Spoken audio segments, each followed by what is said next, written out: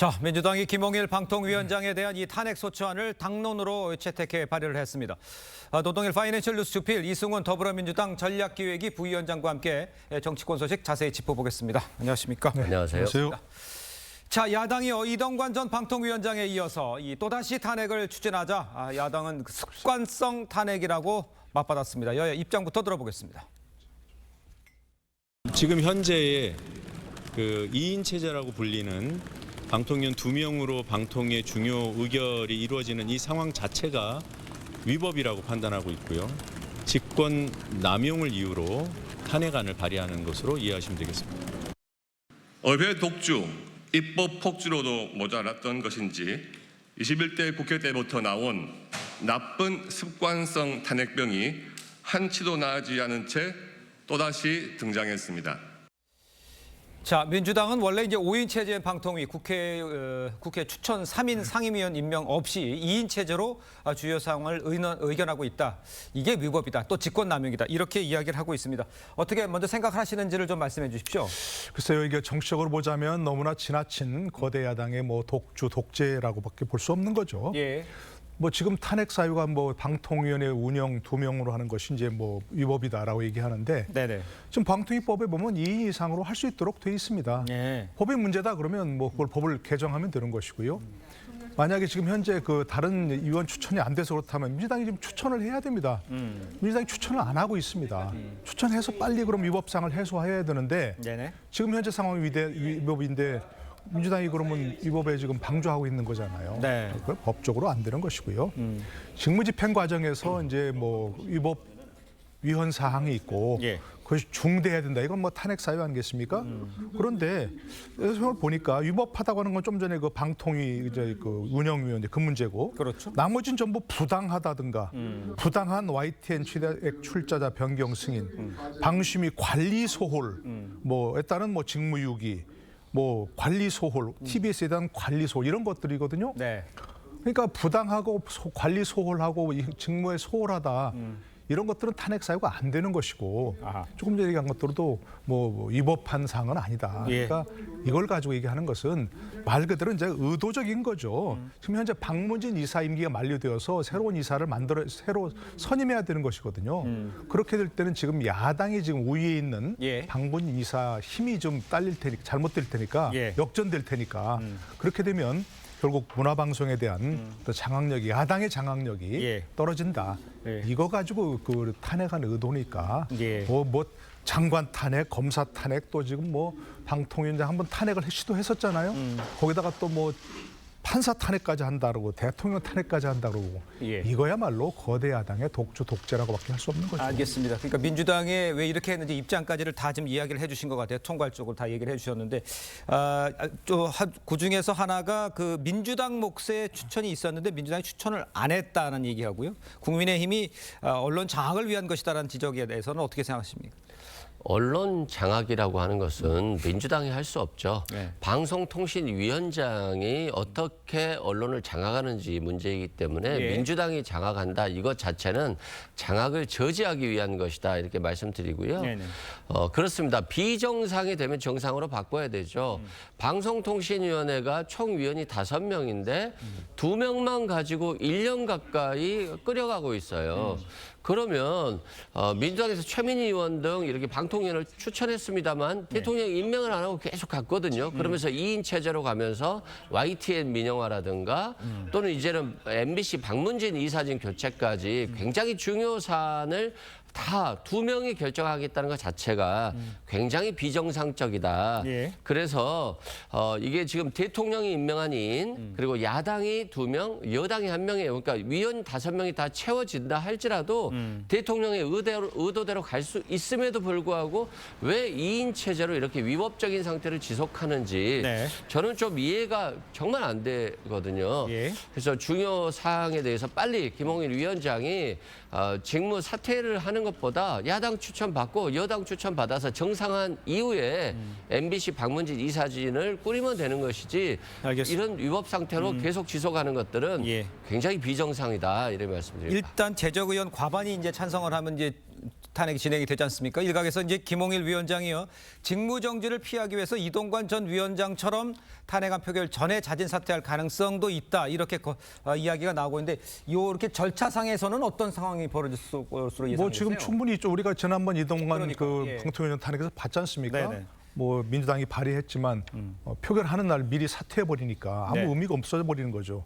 지금 이제 민주당은 또 그것도 이제 뭐 좋다고 보는 거겠죠. 왜냐하면 방통위 기능이 마비돼 버리니까. 만약 그렇게 되면 지금 민주당의 의도가 예를 들어서 지금 얘기하는 뭐 MBC에 대한 민주당의 영향력을 그대로 유지하기 위해서 현재 방문진 체제를 그대로 유지하기 위해서 뭐 그것도 괜찮다 이렇게 한다면 그럼 국가기관의 기능을 무력화시키는 거고 네네. 그야말로 이건 국가기능을 파괴하는 것이죠. 예. 전 이승훈 변호사 말씀에 전적으로 동의하는 것 중에 하나는 현재 방통위 체제 비정상적이라고 생각합니다.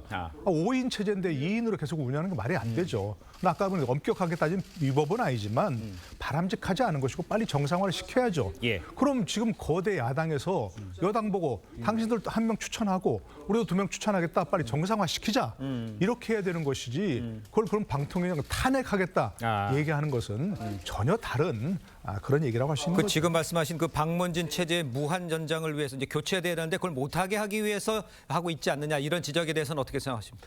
그런 거죠. 그러니까 윤석열 정부나 여당이 진짜로 방송을 정상화하고 싶으면 네. 방통위원 추천해라. 우리도 추천하겠다라고 해서 야당을 압박해 줘야 되지 않겠습니까? 근데 자신도 추천을 안 하고 네. 야당에서 추천했더니 임명도 안 하고 6개월, 8개월째 갖고 가버리니까 결국에는 그냥 야당 위원 추천이 안 된 상태에서 임명이 안 된 상태에서 방문 이사직 교체하면 네네. 이제 언론 장악의 마무리가 되겠다. 이렇게 보고 있기 때문에 저는 비정상적이다.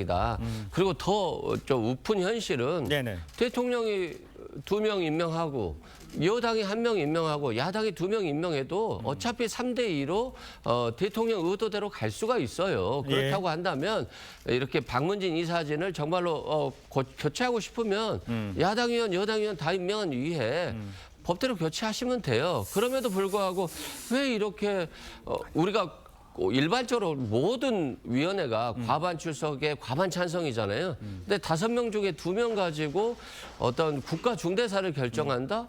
이건 굉장히 위법한 직무집행이다. 이렇게 보고 있는 겁니다. 알겠습니다. 일단 뭐 정상화해야 된다는 것은 의견이 모아지지만 누가 잘못했냐에 대해서 지금 싸움이 계속되고 있는 것 같습니다.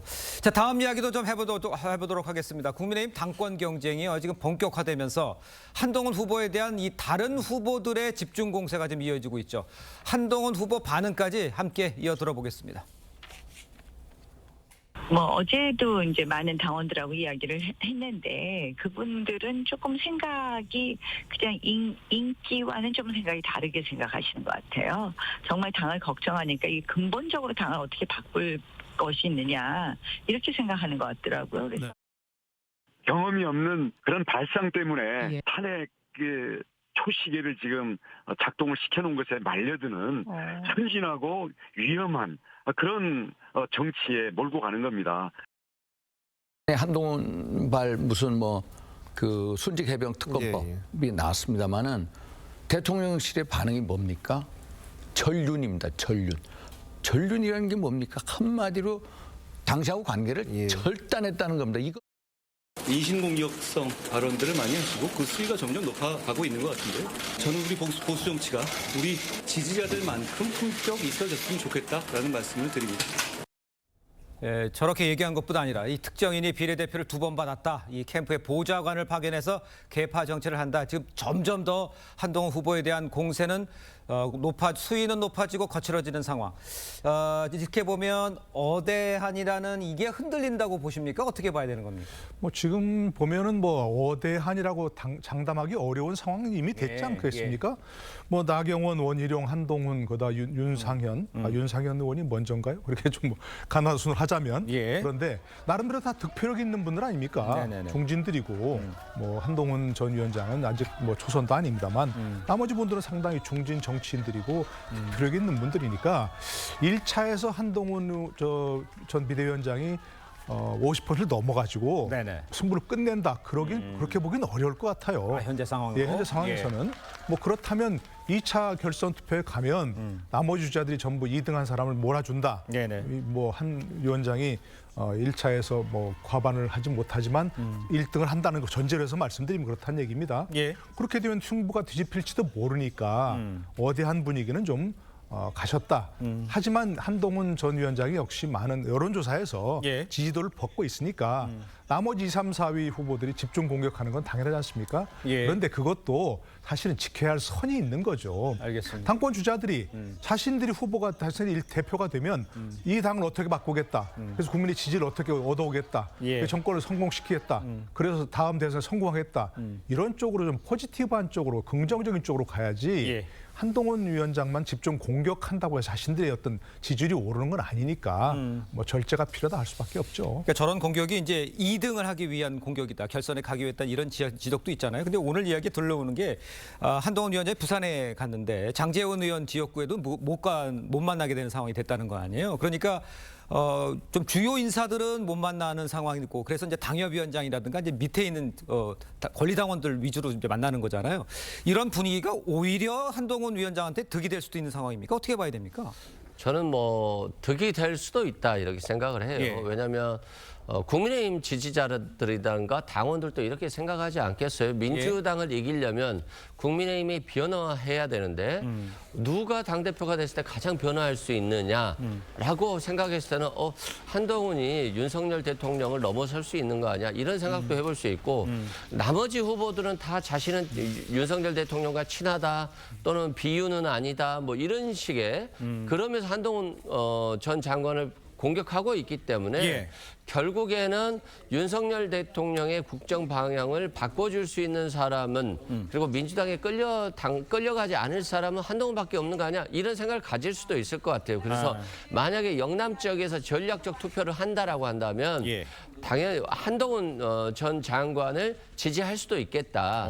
그러나 뭐 홍준표 지금 대구시장이라든가 이철호 경북도지사라든가 지금 조직적으로 그냥 안 만나주고 있잖아요. 맞아요. 이건 윤석열 대통령의 눈치를 본다는 것인데 윤석열 대통령 눈치를 보는 것들이 조직화되고 친윤이 결집해서 결국에는 한동훈 전 비대위원장이 당 대표가 안 된다라고 한다면 그것도 국민의 입장에서 보면 역시나 여전히 윤석열 대통령의 지지율 20%대에서 극복하기는 어렵겠구나 네. 이렇게 볼 수도 있기 때문에 영남 표심이 전략적 투표를 할지 그것이 이번 선거의 관건이다. 관건이 아닌가 싶습니다. 알겠습니다.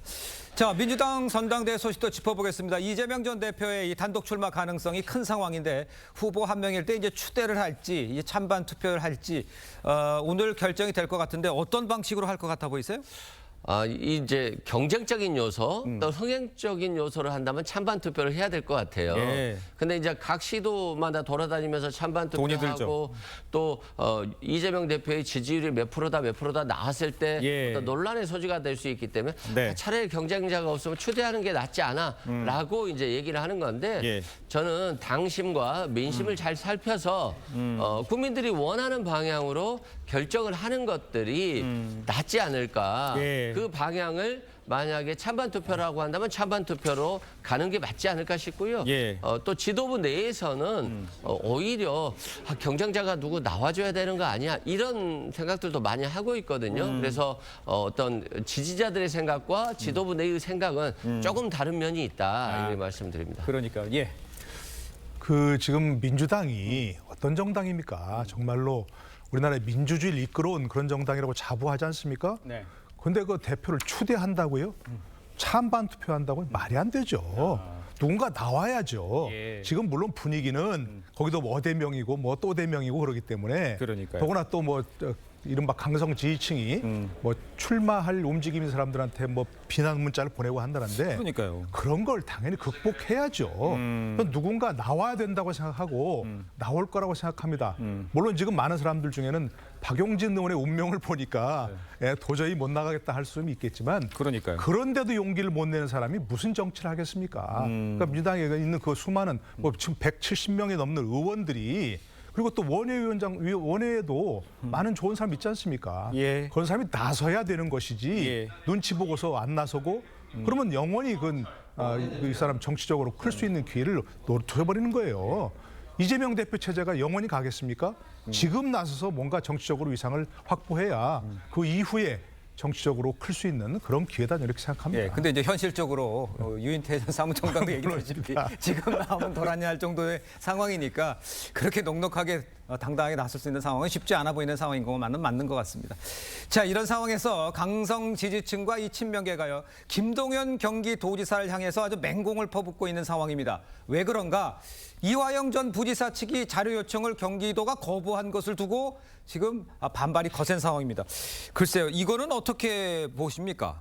그러니까 이게 이제 구체적인 자료들이 좀 없어서 애매하긴 한데 네. 원래 경기도에서 이화영 전 부지사의 어떤 대북 방북 활동과 관련해서 이런 자료를 요청했을 때는 법원을 통해서 요청할 수도 있고요. 예. 또 법원에서 이제 자료 제출을 받아주지 않았을 때는 이제 경기도에 직접 요청을 해야 되는 것인데 어차피 여당에서도 야당에서도 다 요청하고 있다고 하지 않습니까? 네. 저는 오히려 정보 공개 차원에서 또 국민의 알 권리 차원에서 여야에게 요청하는 자료들을 공개해 주는 것이 오히려 낫지 않을까. 그래야만이 검찰발로 일부씩 나오는 그런 소식들에 대해서 국민이 취사 선택이 쉽지 않거든요. 그런 측면에서는 네네. 정보 공개 측면에서 알 권리 측면에서 공개를 하는 게 좋지 않나 싶습니다. 근데 이제 경기지사 김동연 지사 같은 경우는 이제 뼛속까지 관료이기 때문에 이게 정치적으로 이용될 가능성이 있기 때문이다. 뭐 여러 가지 이유를 대는데 그건 좀 설득력이 있어 보이세요?